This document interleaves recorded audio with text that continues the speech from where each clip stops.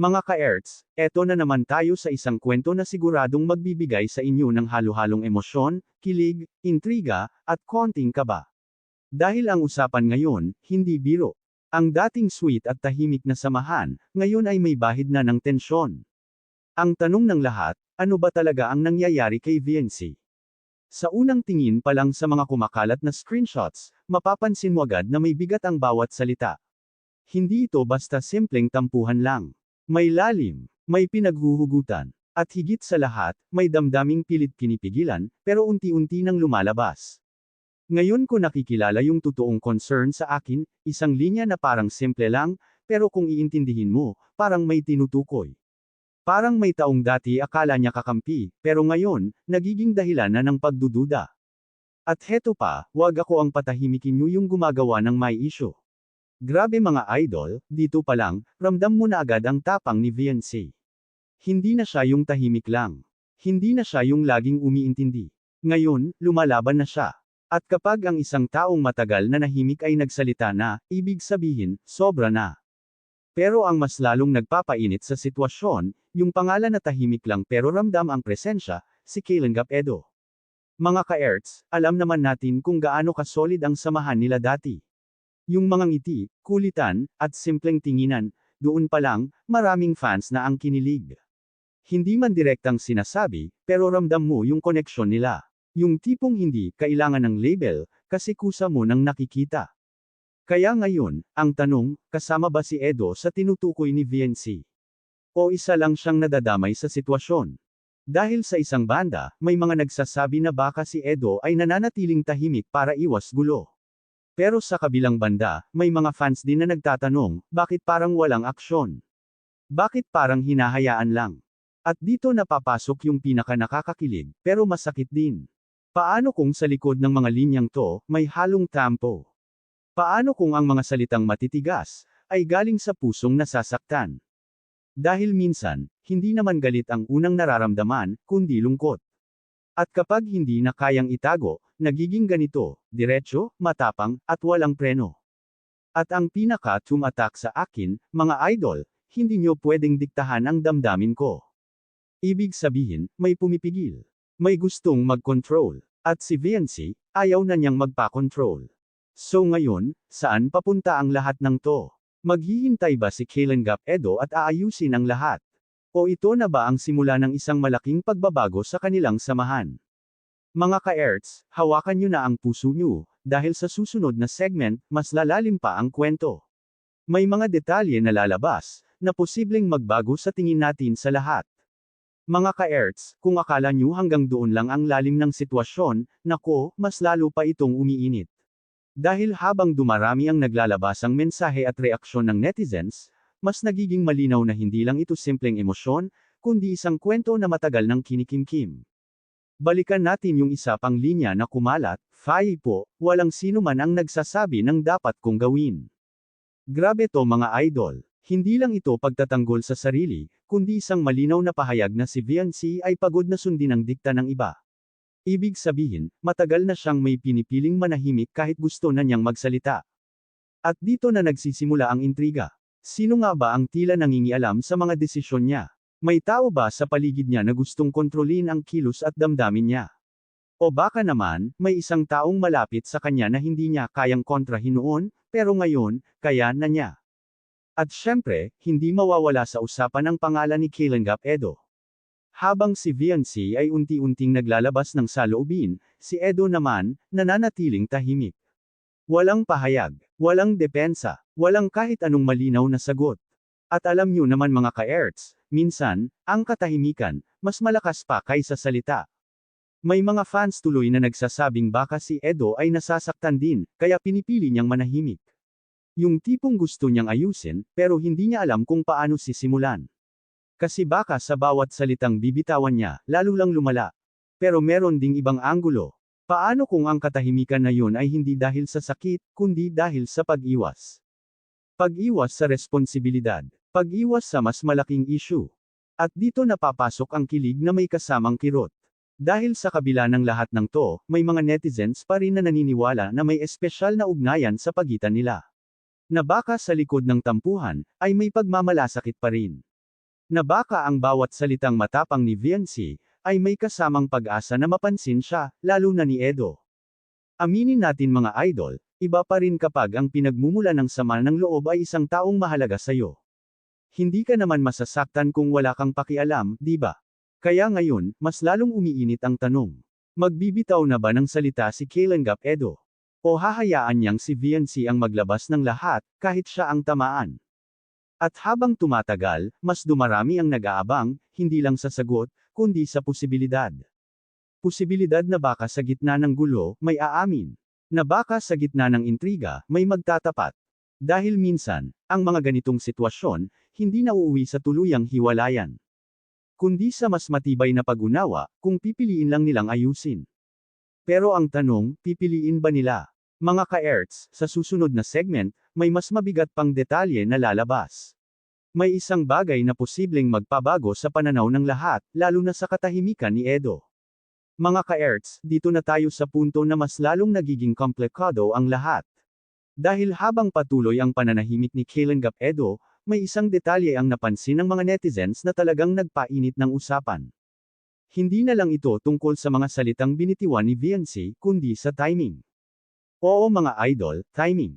Napansin ng ilan na bago pa lumabas ang mga matitinding pahayag ni Viancy, may mga pagkakataon na tila may distansya na sa pagitan nila ni Edo. Hindi na ganoon kadalas ang interaction. Yung dating natural na kulitan, parang napalitan ng ailangan. At doon nagsimulang magtanong ang mga tao, may nangyari ba behind the scenes? At dito na pumasok ang mas malalim na intriga. May mga haka-haka na baka may third party na involved. Hindi man kumpirmado, pero alam nyo naman ang netizens, mabilis makaramdam kapag may pagbabago.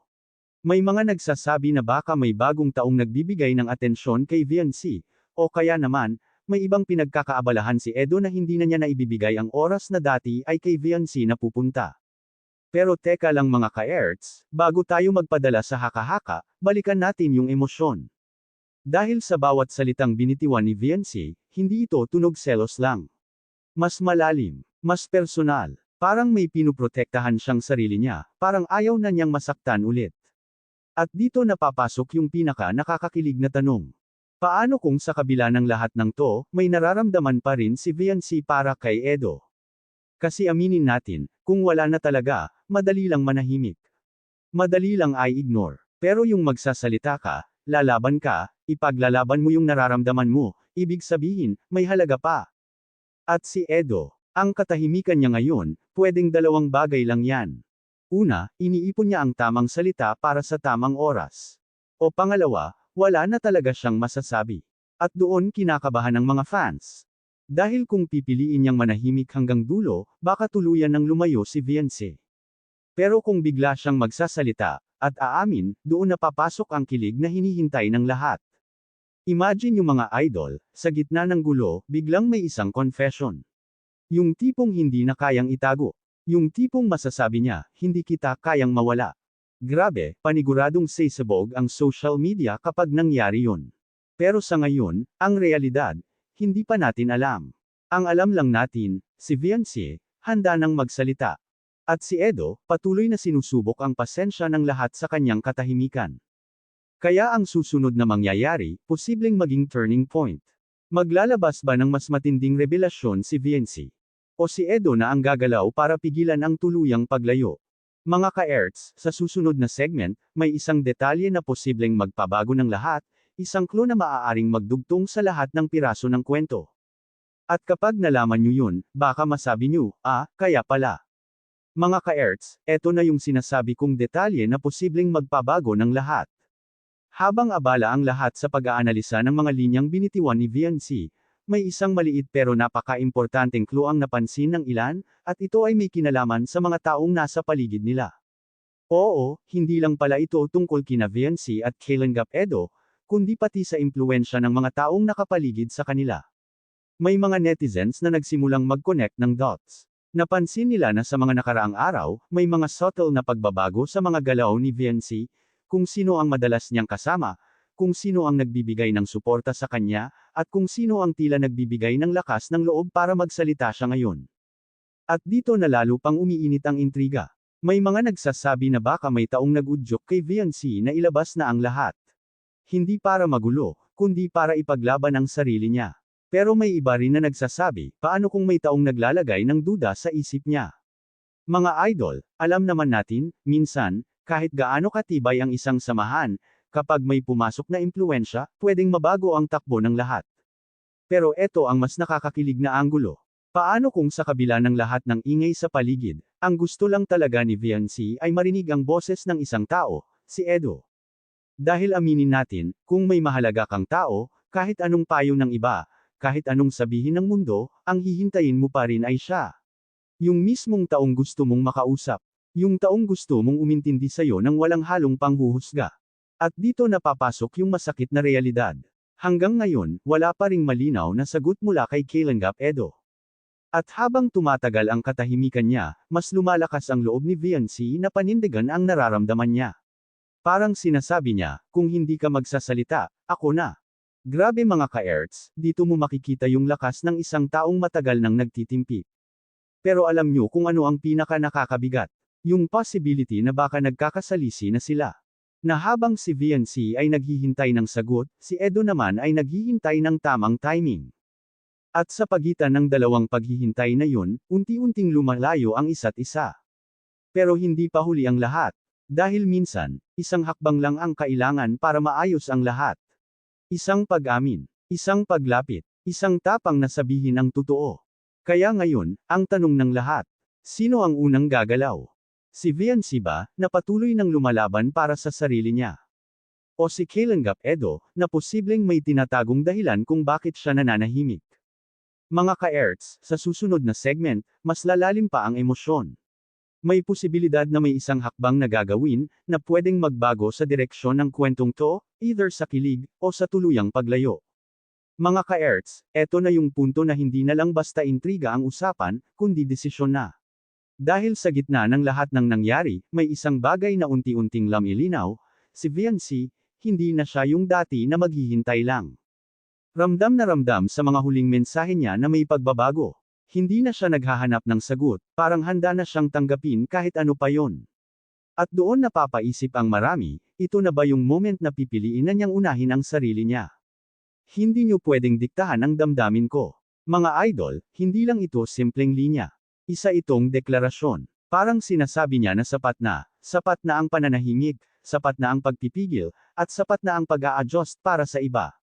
At dito napapasok ang pinakamasakit pero pinakatotoong posibilidad. Paano kung si Viancy ay unti-unti nang bumibitaw? Hindi man direkta, hindi man agad-agad, pero yung emosyon niya, unti-unti nang lumalayo. Yung dating umaasa, ngayon ay natutong tumayo mag-isa. Pero sandali lang mga ka-Erts, dahil sa kabilang banda, may isang senyales na hindi napansin ng marami. Habang tahimik si Kalinga Edo, may ilang malalapit sa kanya ang nagsasabing hindi raw ito simpleng pananahimik lang. May pinagdadaanan, may iniisip, at posibleng pinipili lang niya ang tamang oras, dahil ayaw niyang mas lumala ang sitwasyon.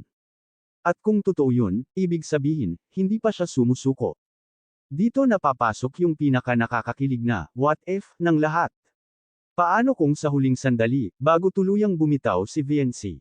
Biglang magsalita si Edo, yung tipong hahabulin niya, kakausapin niya, at sa wakas, sasabihin niya yung matagal na niyang kinikimkim.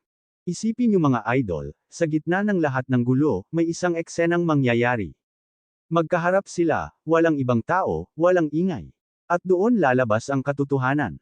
Kung may nararamdaman si Edo, iyon na ang tamang oras para sabihin. Kung may mali, iyon na rin ang tamang oras para ayusin. Dahil kapag lumagpas pa sila sa puntong to, baka hindi na maibalik. At doon kinakabahan ang lahat. Dahil ang kwentong ito, pwedeng magtapos sa dalawang paraan lang.